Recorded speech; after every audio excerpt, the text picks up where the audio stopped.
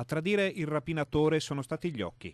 Quegli occhi chiari, quello sguardo inconfondibile sono rimasti impressi nella memoria di una delle sue vittime. Io quegli occhi li conosco, sono gli occhi di Marco, ha detto agli inquirenti la cassiera della sala slot di Zanè rapinata a novembre.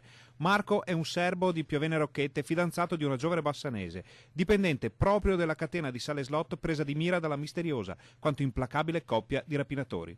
Da qui i carabinieri del nucleo operativo e radiomobile della compagnia di Bassano hanno iniziato a mettere assieme i pezzi del mosaico, partendo dalla prima incursione messa a segno a ottobre ai danni dell'Eldorado bassanese. Quella notte la cassiera era apparsa un po' troppo tranquilla e serena per essere la vittima di una brutta rapina a mano armata, ma agli uomini del comandante Adriano Fabio Castellari non erano sfuggiti altri dettagli. Movimenti veloci, precisi, diretti ai luoghi di custodia del contante, senza alcun tipo di esitazione. Il duo era tornato in azione a gennaio rapinando l'Eldorado di Malo, ma l'irruzione era finita male e Marco era stato arrestato assieme al complice.